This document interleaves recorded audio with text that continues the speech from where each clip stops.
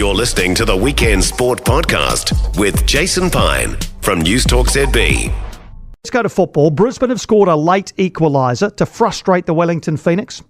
1-1 draw in the men's A-League match at Suncorp Stadium last night. Bojidar Kraev put the Phoenix ahead just after half-time. Alte, his cross is superb, and Wellington Phoenix strike. And like so often, it is out of nothing. Bojidar Kraev with the goal, and 5 minutes into the second half, the Phoenix lead. But the Roar equalised through Corey Brown in the 94th minute. Jelicic against Kelly Heald. Jelicic chips the ball back past the header, and Corey Brown. Well, the road to redemption does have a goal for Corey Brown in the 95th minute. Karl Dodd was a Foundation Phoenix player in 2007, played 36 matches across the club's first 2 seasons in the A-League. He previously played for Brisbane in the A-League's first season back in 2005-06 and had time at North Queensland Fury as well. He moved from playing to coaching and is currently a top state league coach in Queensland with Brisbane City and a very close observer of A-League football. Karl Dodd's with us. Great to get the chance to chat. Karl, did you think a draw was a fair result last night? It's a tough one. I think Wellington could be frustrated. They probably could have closed it out a bit better. But, I mean, with players out and those guys getting experience, you can't complain too much with a point away from home. How did you assess the way they played against a team, Brisbane Roar, who have been a bit down on their luck? Did you think that they might have taken the game to Brisbane a little bit more? I think it's a tough one when you've got a new coach that comes in because you don't know what you're up against. So you do all the planning all week thinking, this is the way Brisbane Roar played for the last few weeks, but you've got a new coach. I mean, you just got to kind of adapt to it on the day because you don't know what you're up against. But well, they did all right. Like I said, I got a few players out as well, so it's good experience for those players. Brisbane, it's been such a tumultuous time. They've had 4 head coaches this season. Ross Eloise, Luke Trunny for a game, Ben Kahn, who's now on medical leave, Ruben Zadkovic has taken over. They're 8th, just 3 points outside the top 6. What is your assessment of where Brisbane Roar are as a football club right now? Well, from an outside, haven't been there for a while, but from the outside, I think there's something going on, isn't it? I mean, there's a common denominator. Coaches and players are coming and going, more so coaches. So I think maybe it's a higher-up issue. What about the way they're playing? I mean, what did you make of the way they played last night with Ruben Zadkovic in temporary charge? Well, there was a few changes last minute. I mean, Aldridge was taken out of the warm-up. A lot of experience from the back line there goes out, but the young boys did all right. They come in and there was some good show. Henry Hall, good player, I like him. So, look, there was a lot more positive, but it's very different to how they started the season. I thought Ross had them going really well. So I think the coaching changes have probably impacted on the group a lot. Because it's the same players, right, Karl? It's the same group of players who were, as you say, playing really well at the start of the season and in the Australia Cup as well. So what's happened? I can only speculate from the outside, but as a player and a coach, I know there's constant changes and there's no stability. It can get frustrating on players. If you have one coach and you're all ready to play the way he wants to play, and then a new one comes in and then you're changing again. It's constant changes. I guess as a player, you just don't know what's going on. So I think maybe the lack of stability is probably hurting that group. Marco Rojas has joined the club for at least the rest of this season. Came on last night and added a bit of a spark, I thought. What sort of impact do you see him having in the second half of this season? I think that's a good pickup for the club. I don't know how they come across that one. That was a very good pickup.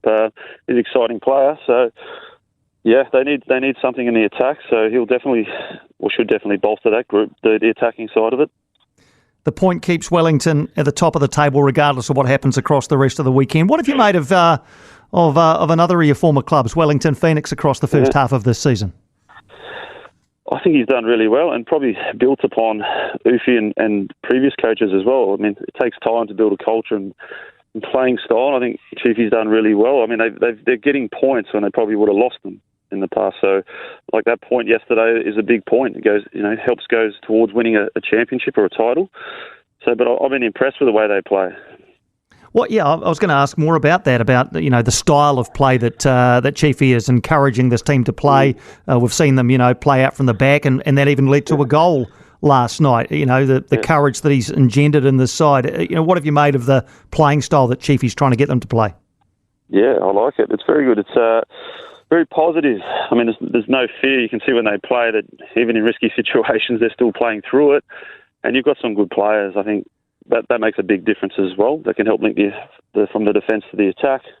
And then defensively, they're very, very resolute. I mean, I know he threw everyone behind the ball last night, but if it means not scoring or not conceding a goal, then that's all for it, if that's the type of players that he's got. So, but yeah, I'm very impressed with the way they're playing, and it's great to see them at the top of the table. Yeah, it's I think it's a surprise to most people. I saw pretty much every pre-season prediction had them in the bottom two rather than in the top two.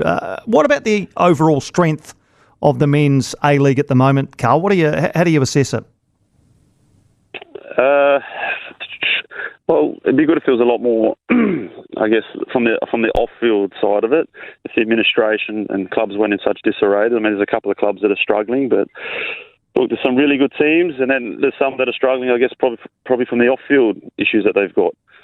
But there is starting to be a bit of a gulf, isn't there, between the top teams and the bottom ones. So, but yeah, I think a lot of the issues are the off-field things. Do you enjoy watching the product as a football product?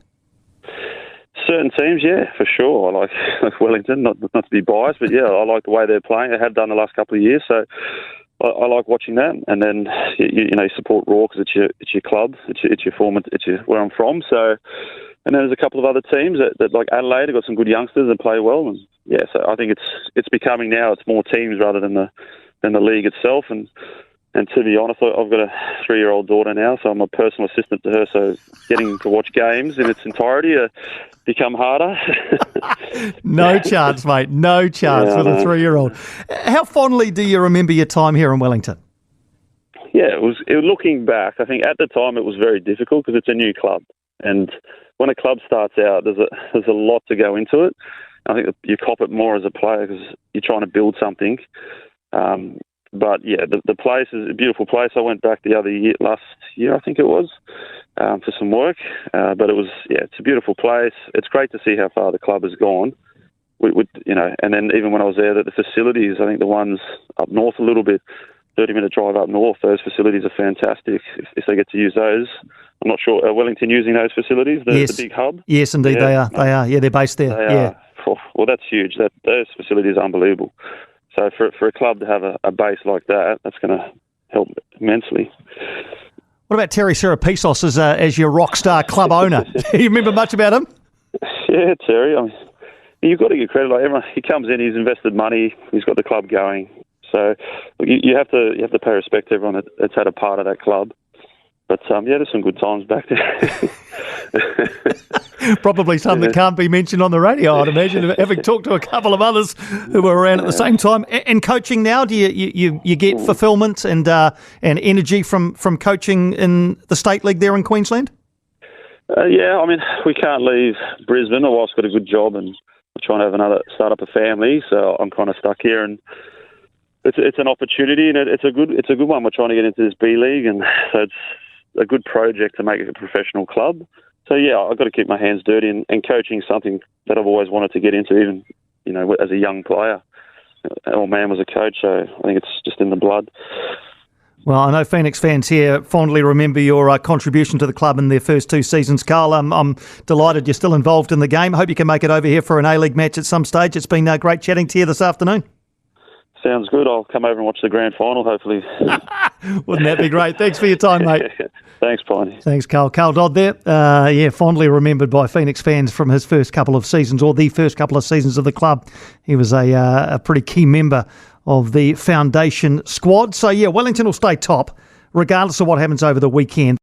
For more from Weekend Sport with Jason Pine, listen live to News Talk ZB weekends from midday, or follow the podcast on iHeartRadio.